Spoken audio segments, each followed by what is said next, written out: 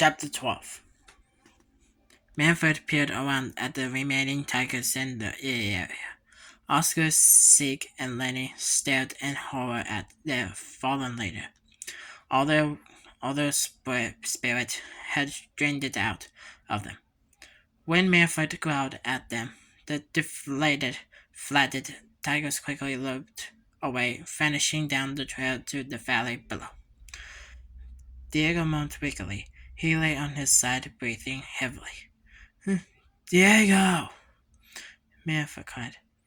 He said, and rushing hurried to the tiger and hovered over him worriedly. We were some team, huh? Diego asked softly. Come on, we're still a team, Manfred replied. Diego feebly raised his head. I'm sorry I set you up, he whispered, struggling to breathe. You know me, said Seth gently. I'm too lazy to hold a grudge. The tiger smiled and lowered his head to the snow again, while Shane reached out to stroke Diego's soft chin. Hey, knock it off, Squid. It'll be okay. But you have to take care of Manfred and Sid now. Especially Sid. Come on, you can lick this, Sid encouraged Diego. Look, I'll kill you. Come on, what do you say? Listen, Diego went on. You have to believe me. Here. If those humans get through the pass, you never catch them. You have to return the little guy without me. We will, Manfred promised. Then the mammoth blinked away a tear. You didn't have to do that, he told the tiger, his voice heavily with sorrow. Diego held Manfred's gaze meaningfully. That's what you do it hurt, he whispered. Manfred smiled and nodded at the tiger's heartfelt words. A tear trickled down Sid's face, freezing on his cheek. He and Manfred stared down at the wounded tiger, their shoulders limp with sadness. Washington kept patting Diego's head, sobbing quietly until Manfred picked him up and hugged him. And that's the line next up. The next morning, as dawn brightened the sky, Sid and Manfred trotted wearily up a hill through deep snow. Atop of Mammoth's back, Washington snuggled in his dense fur, toggled and deeply to stay warm. After a short journey, Manfred and Sid reached Glacier Pass.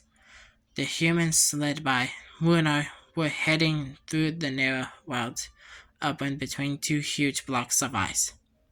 The chief, certain he would never see his son again, stopped for a moment to place Washington's necklace on a mound of snow. When he stood up, Manfred and Sid were standing before him. Unsure of their intentions, Wuno quickly raised his spear in defense.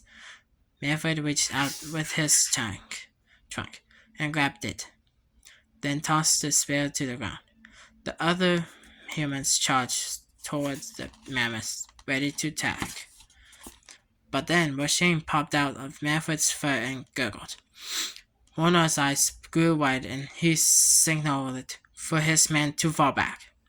Manfred gently handed Washington to his father. As soon as his son was in his arms, Wuno hugged him tightly, pressing his cheek against the top of the baby's head. Sid and Manfred turned to go, their mission complete. As they moved away, Washington squirmed in his father's arms. Wuno let the baby slide to the ground. Washington toddled as fast as he could after Manfred and Sid, squealing for them to stop. The mammoth and the sloth turned around as Washington toddled closer. Manfred reached out with his trunk and gently scooped up the baby, cuddling him. Sid sniffed loudly. Don't forget about us, okay?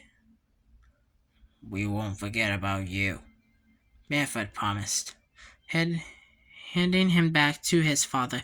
Manfred and Wunos gazed, and Wuno nodded, thanking the mammoth in silence. He plucked his washing necklace out of the snow and gratefully dropped it over one of Manfred's tusks. Wuno carried washing back to the grip and the entire trip into the glacier pass. Goodbye, Sid called, and he waved, tears rolling down his face. Goodbye! He watched as the humans grew smaller and smaller in the distance. Then he noticed Shane had covered his eyes and was playing the peekaboo. Sid played along, trying to smile. That's right! Where's the baby? Come on, Sid, Manfred said. Let's head south. He turned away as the humans vanished over the hill and froze in his tracks. Diego was limping toward him. Goodbye, Sid said one final time. Save your breath, Sid. You know humans can't talk.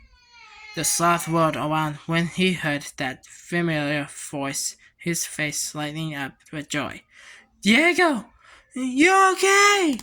Not lies, baby. Sid ran to him, tackled him playfully, then planted a big kiss right on his nose. Manfred wandered over. Welcome back, partner. Want to lift? No thanks. I've got to save whatever dignity I've got left.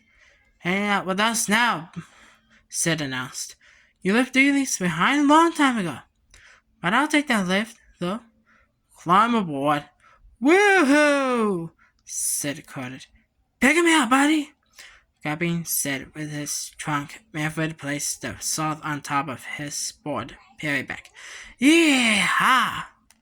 Sid cheered as he took a seat on the mammoth. Mush! Turning his head, Manfred glared at the sloth. Or not mush, Sid said weakly. Either way, this is gonna be the best migration ever. I'm telling you, I'll show you all my favorite watering holes. You know, I turn brown with all fungus in my fur dries out. Sounds very attractive. Diego commented, loping slowly alongside. Together, they headed across a wide field of snow.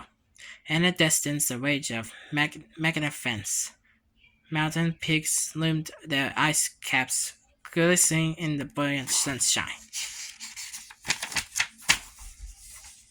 Her next stop in